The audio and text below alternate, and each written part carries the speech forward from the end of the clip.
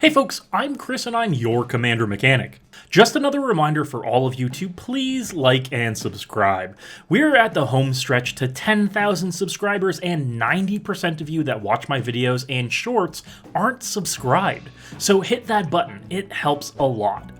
This week on Twitch, Chat and I talked brewing. If you want to join me to discuss these decks before they're live and have your say on influencing what we do and how we build them, join me on Twitch on Mondays, twitch.tv/CommanderMechanic. This week we took a look at Satoru Umezawa, the latest in a long line of Umezawas, and the special Buy a Box promo from Kamigawa Neon Dynasty. Let's take a look at our commander. For 3 mana, 1 blue black. Satoru is a 2/4 human ninja. Satoru says, whenever you activate a ninjutsu ability, look at the top 3 cards of your library. Put 1 into your hand and the rest on the bottom of your library in any order. This triggers only once every turn. Not bad, but the real prize-winning ability is this. Each creature card in your hand has ninjutsu for 2 blue black. That last ability is the real killer here, and lets us cheat creature costs significantly. For those needing a refresher, ninjutsu is a cost that you can pay in addition to returning an unblocked creature you control to your hand, replacing it with a tapped and attacking creature with the ninjutsu ability. So Satoru here can turn a simple Fairy Seer into a Blightsteel Colossus for just 4 mana. I did a short on that interaction, linked up top, but we wanted to go for something a little different. It can feel kind of bad to take a single player out of the game that early, especially if there's a chance you aren't able to end the game for everyone right away. Making one player sit around for another hour or so watching everyone play can feel really bad. It's important to note that ninjutsu isn't your typical activated ability. Cards like Training Ground or Heartstone can't reduce its costs since it's not on creatures, it's on creature cards, an important distinction, and doesn't let us get super value out of it. Though the new Silver Fur Master does reduce ninjutsu costs specifically, which is very important, so we've ensured Master Splinter here is in the final list. Chat and I talked about what route we wanted to build for. Did we want to do an all-ninja party with Yuriko the Tiger Shadow aiding us?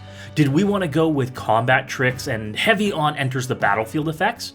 There are a few build paths we could explore. But in the end, we landed on getting even more value out of cheating creature casting costs by leaning into effects that let us cast opponent spells or steal their permanents on damage. This could turn our activation of Satoru's ability from costing us 4 mana to getting us 10 to 15 mana worth of value. That is insanely scary. We're going to be sneaking in creatures like Noxious Gearhulk, which is not only an evasive threat in its own right, but also destroys an opponent's creature on enters the battlefield, perfect as a larger threat that we may want to bounce back to our hand later in the game. We're going to be sneaking in the Primordials, casting spells from each opponent's graveyard or reanimating creatures from their graveyards, giving us huge value advantages and again being perfect large creatures we may want to return to our hands later in the game. We also have horrors like Toxrill the Corrosive, which, when cheated in, can start whittling down opponents' boards and give us even more little slugs that are secretly ninjas. Or demons like Lord of the Void, who can steal creatures from opponents' libraries when it connects for damage, providing much more than the 7 mana worth of value it would normally be if we hardcast it. And then there's my favorites, the Krakens. Scourge of Fleets, Rexiel the Risen Deep, and Spawning Kraken are all in here as the top end of our curve, ensuring we can cheat them into play by getting huge value through denying our opponent's board presence, casting free spells, or even making more big threats. The other part of the ninjas equation is ensuring we have unblockable attackers. This is where we take a page from Yuriko's book and include a whole slew of smaller attackers that are always unblockable naturally or via evasion.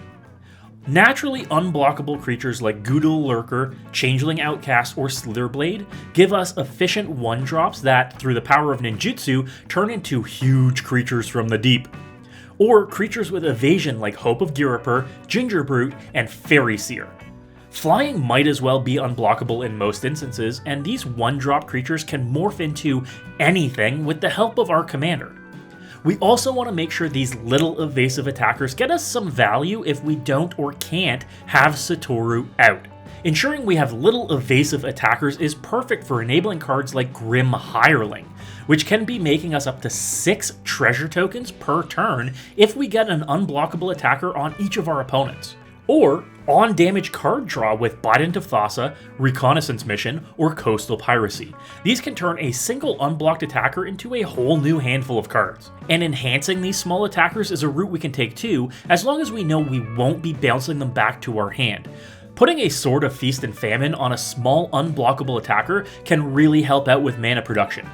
Same can be said for Sword of Hearth and Home, doubling as an additional value generator for our enters the battlefield effects on larger creatures.